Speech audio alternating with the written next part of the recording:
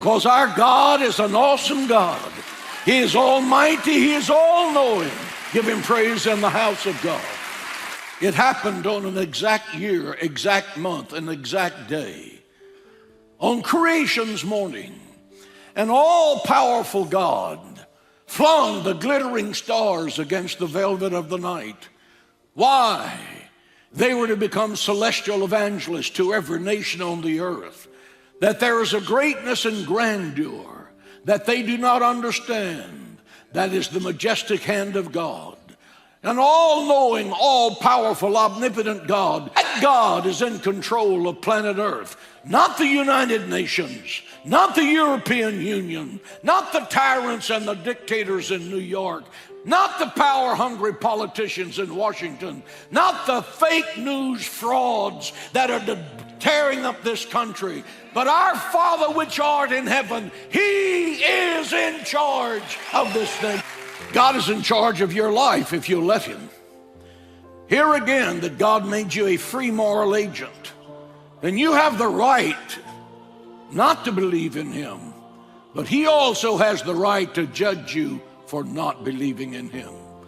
Don't ever believe that you're going to thumb your nose at God. Your life in a state of chaos and confusion. Are you stressed and depressed? Is your life constantly difficult with unending disappointments? Have you given up hope and embraced anger and anxiety?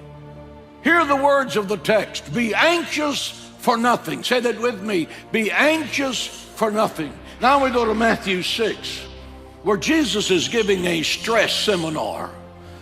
5 times in this text he says, take no thought, be not anxious, don't worry. In verse 25 it says, don't worry about life. It's the Greek word psyche, which means the temporal physical life, and it has the implication of stop worrying. Verse 27, which one of you can add 1 cubit to his body by worrying? A cubit is 18 inches. Verse 28, why do you worry? Verse 31, do not worry about food and drink. Half of America right now is on Weight Watchers, for heaven's sake. 34, do not worry about tomorrow. The Greek word there is don't start worrying. So you have 2 Greek words here that say stop worrying, and if you are worrying, stop it. And if you stop worrying, don't start worrying again. Why? Because God is your Father. He is your provider. He is Jehovah Shammah. He is the Lord who is there. He is the Lord your healer. He is the Lord your defender. He is your rock. He is your fortress. He is your high tower. He's the one who calls and says, I will answer in the time of need. His angels go before you to make a way for you. They are your rear guard. He guides and he provides. He leads in paths of righteousness for his name's sake. Yea, though I walk through the valley of the shadow of death, I will fear no evil, because the God of heaven is with me. Give him praise and glory. Here comes worry, like a dark cloud to hide the sun, like a leech draining creative ability to think. Worry is a killer. It makes cowards out of strong and aggressive men. It fills the face with wrinkles and apprehensions. Are you listening, ladies? Wrinkles and apprehensions. You're smearing goo on your face that costs $50 an ounce, hoping it'll remove a wrinkle. The best thing you can do for your face is quit worrying. Worry proves that you don't believe God can take care of you. Worry is faith in fear. Worry is faith in fear.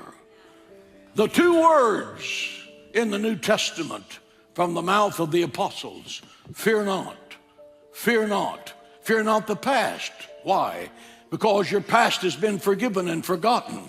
Fear not the present. I will never leave you nor forsake you. Joshua 1:9. Be not afraid, for thy God is with you wherever you go. David said, yea, though I walk through the valley of the shadow of death, I will fear no evil, for thou art with me.